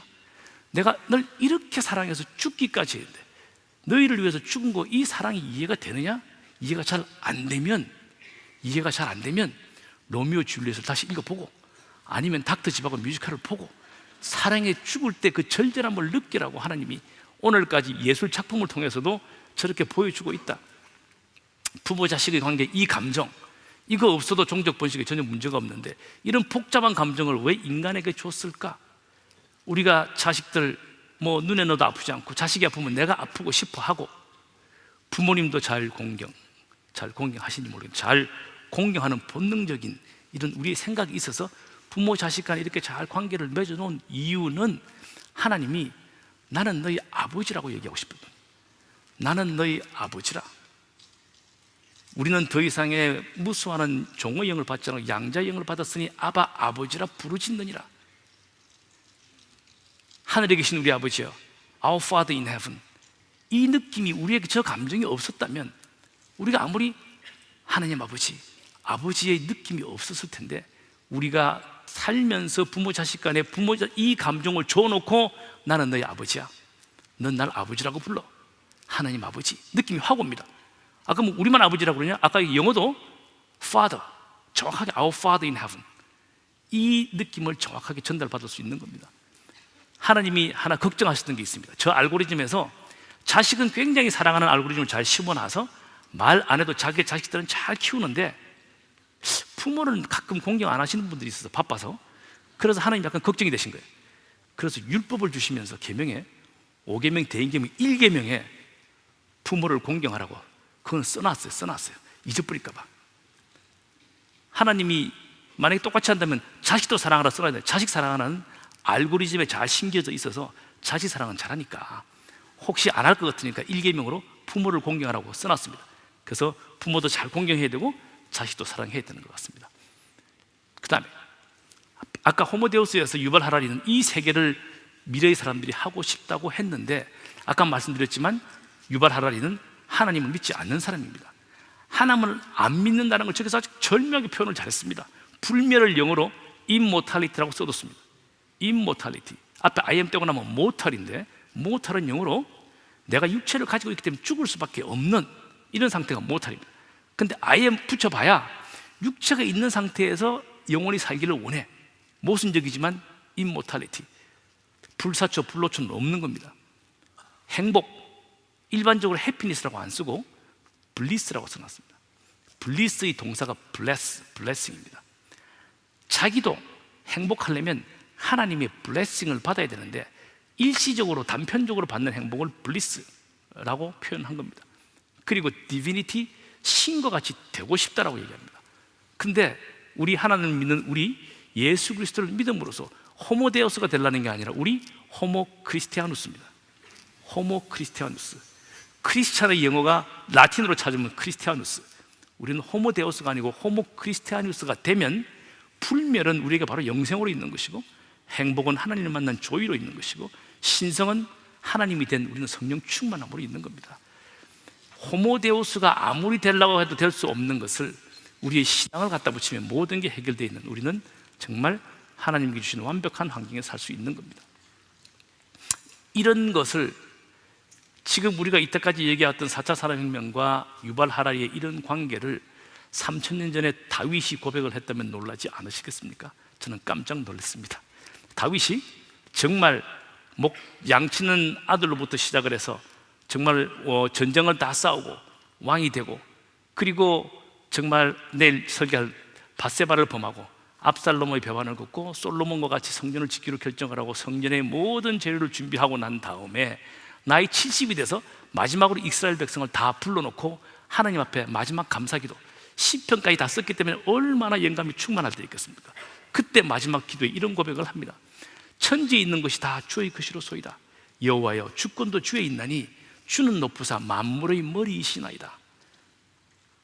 그냥 많이 읽었던 것인데 이게 갑자기 저희 4차 산업혁명과 연결이 돼서 조금 더 영어로 읽어보면 이렇습니다. For everything in heaven and earth is yours. 하늘과 땅에 있는 모든 데이터가 다 하나님 것입니다. 데이터로 존재하거나 사물로 존재하거나 이것이 모든 것이 하나님 것이고, Yours Lord is the kingdom. 하나님의 나라가 하나님이 다 통치하십니다. 하나님의 통제권 내에, 법령 내에, 시행령 내에, 하나님의 알고리즘 내에 모든 왕국이 다 움직이고 있는데, 한국말로 주는 높으사 만물의 머리이십니다. Lord, you are exalted as head of all. 아까 빅데이터, 올마이티 알고리즘, 올마이티 인텔리전스, 그 다음에 인피니트 알고리즘이다. 정확하게 동작한다는. 다윗은 지금처럼 4차 산업혁명을 알지 못했지만 영감 속에 드리는 하나님의 기도 가운데 지금 우리가 일부적으로 보고 있는 4차 산업혁명의 개미척이 다 들어있다는, 모든 것이 하나님 것이고 하나님께서 다 통제하고 우리는 하나님의 응답으로, 은혜로, 하나님의 영광으로, 세키나의 영광으로 살고 있음. 그냥 손 들고 가면 하나님이 다 인도하심이라는 것 똑같은 것 같습니다. 또 발견했던 거, 하나님이 이렇게 큰 디자인이 있고 지금 기술적 설명으로 1차 산업혁명, 2차 산업혁명, 4차 산업혁명까지 왔는데 4차 산업혁명이 끝이면 좋겠는데 지속적으로 여러 가지 변화가 있을 것인데 우리는 이런 큰 변화에 항상 변화에 불안해하고 어려워하는데, 왜? 사람의 눈으로만 보기 때문에. 우리의 신앙으로 내주한 성령이 같이 있으면 하나님을 바로 직접 볼 수 있어서 하나님의 큰 그림을 기도하고 응답받고 치유하고, 우리는 예언을 보고 환상하고 꿈을 꾸는 신앙생활을 하면 어떤 변화가 와도 우리는 두려워할 필요가 없다. 세상이, 사람이 감당하지 못하는 우리의 신앙을 가지고 있는 게 아닌가라고 이렇게 생각을 합니다. 유심히 잘 보실 것, 이 자료 만들 때 고심 많이 했습니다. 하나님의 저 그림을 한번 보시고 성령님의 그림을 보시면 수학적으로 완전 닮은 꼴입니다. 닮은 꼴. 제가 제일 비싼데 절대 똑같이 균형을 맞춰가지고 하나님 요 모양을 거꾸로 딱 해서 성령님이 내주하고 있어서 우리 가운데 있는 성령님은 하나님 그 자체이시다라는 것을 나타내려고 그림을 잘 그린 겁니다. 그 이해를 좀 해주셨으면. 그까지 못 알아차릴 것 같아서 지금 저 수학적 닮은 꼴로 정확하게 될 겁니다. 하나님. 마지막입니다. 오늘 여러분들이 이 자리에 있으면서 저와 같이, 저도 이 얘기를 나누고 고민을 하면서 마지막 장을 그리면서 상당히 저도 은혜를 받았습니다. 우리 기독교가 초대교회부터 시작을 해서 정말 로마 시대에 탄압을 받다가 카톨릭이 지배를 하고 카톨릭이 부패를 해서 1517년 종교개혁을 통해서 독일로부터 엄청나게 다시 영적 부흥이 개신교에서 일어나는데, 이 영적 부흥이 스위스와 프랑스와 영국의 청교도를 거쳐서 미국으로 갑니다. 미국이 엄청나게 영적으로 잘 되다가 어느 시점을 지나면서 미국도 기독교는 문화로 자리 잡고 있고 우리처럼 뜨거운 기독교가 아닌데, 그런데 하나님께서는 놀랍게도 이 한반도에 1800년도, 1890년, 1910년, 20년 이때에 그때 충만했던 미국과 세계의 선교사들이 집중적으로 한국에 오기 시작합니다. 저는 많은 분들이 물었습니다. 다른 나라에도 선교사가 이렇게 그 당시에 많이 갔습니까? 아무도 잘 모르시고 대답하시는 분이 없었습니다. 어쨌든 우리나라에는 많이 왔습니다. 집중적으로 선교사가 우리나라에 와서 정말 한글 성경도 번역을 하고 전파를 하고, 항상 목사님이 얘기하시는 1910몇 년도에 평양 대부흥이 일어나서 우리나라에서 엄청난 영적 운동이 일어났다는 겁니다. 그래서 우리나라에 기독교가 이렇게 번져오고 있는데, 더 놀랄 만한 사실은 남북이 이데올기로 갈라지고 난 다음에 1948년에 양쪽 정부가 딱 들어섰는데, 대한민국, 지금 우리가 살고 있는 대한민국은 5천만 중에 통계에 의하면 다르긴 하지만 1,000만이 기독교예요. 1,000만. 어디는 800만, 1,200만, 그러면 1,000만. 우리 인구의 20%가 기독교인이다. 어떤 통계에 의하면 본인이 기독교인이라고 얘기하시는 분의 74%가 교회를 10년 이상 다녔다. 또 72%가 스스로 나는 성수주의를 합니다 라고 고백을 합니다. 또 어떤 통계는 대한민국을 움직이는 파워 집단, 여기 다 파워 집단입니다. 파워 집단의 42%가 개신교를 믿고 있다. 그리고 또 다르게 얘기하면, 다른 나라 어디 기독교가 다 찾아보진 않았지만 있지만 우리처럼 새벽 기도를 하고 다락방 모임을 하는 나라가 있을까? 저는 없다고 생각합니다. 없을 겁니다. 이 남한, 우리는 이렇게 영적 강국이 됐는데 왜 이 조그만 나라를 반을 딱 갈라가지고 북한은 저렇게 영적 항무지인가? 지난번 우리 특세 때 듣고 깜짝 놀랐던 강도눅 장로 목사님 얘기 기억하십니까? 많이 찾았습니다. 그래서 놀랄만한 사실이 많이 있었습니다. 강도눅 장로님 목사님이 두 교회와 학교를 세우시고 그 딸 이름을 강반석으로 하고, 그 첫 번째 아들이 김성주, 김일성이었는데, 그 본인 강도눅 목사님은 굉장히 은혜가 충만하고 딸을 이름을 반석까지 만들었지만 몇 가지 기록에 보면 그 반석은 그렇게 충만한 어머니가 아니었던 것 같아. 이것도 정설은 아닙니다. 그냥 스토리를 만들기 위한 약간의 검증되지 않은 얘기에 의하면 그 강반석 딸은 주일날 설교 시간이 많이 졸았답니다. 이거 심각합니다. 그 옆에 김일성이가 앉아 있었답니다. 그 조는 엄마를 보고 김성주도 굉장히 설교를 지겨워했답니다. 그 김성주는 주일학교를 졸업을 했고 10대 때는 김일성은 성가대 지휘도 했답니다. 그러다가 중국을 거쳐가고 러시아를 가면서 공산주의 사상에 물이 들고 공산주의 유물론에 완전히 하나님은 없어졌고, 어릴 때 배웠던 이 기독교의 이 프레임을, 플랫폼을 자기 통치 철학에다가 그대로 갖다 놓고 있어서 유일 사상, 유일하신 하나님의 유일 사상으로 바꾸고 모든 것을 통치 이념으로 만들어서 북한은 영적으로 완벽한 항무지가 돼 있는데 왜 이 땅에 이렇게 극명하게 남과 북을 저렇게 갖다 놓으셨을까? 서구는 다 몰락을 하고, 그 다음에 한국과 북한은 이 저분들의 이렇게 영적으로 대조대인을 갖다 놓은 하나님의 의도와 하나님의 알고리즘은 뭘까? 그런데 더 중요한 건 사랑의 교회가 나옵니다. 사랑의 교회 우리 목회자께서 뭐라고 우리의 비전을 말씀하시는가? 목회 비전을 뭐라고 하시는가 하면, 복음의 서진과 피 흘림 없는 복음적 평화 통일을 외치는 것은 우연일까? 이 하나님이 알고리즘과 의도와 섭리가 있다면, 아니 있습니다. 저는 있다고 확실히 믿습니다. 아까 유발하라게 얘기한 거에 하나님만 집어넣으면 저는 거의 다 믿습니다. 알고리즘으로 되어 있고 알고리즘이고 그게 통치하는 하나님이 계시고 하는 거 다 믿습니다. 그리고 이러한 사랑의 교회의 이 일터 선교사, 그리고 우리 목사님이 지금 뭐라 그러십니까? 이제 교육 정책이 아니고 선교 정책으로 하겠다는 일터 선교사와 선교 정책의 엔진이 장착된 사랑의 교회, 하나님의 큰 뜻이 있을 줄로 믿고 우리 교회를 통해서, 국가를 통해서 하나님의 큰 영광이 드러날 걸 믿고 감사드리며 얘기 마치겠습니다. 모든 영광 하나님께 감사합니다. 네.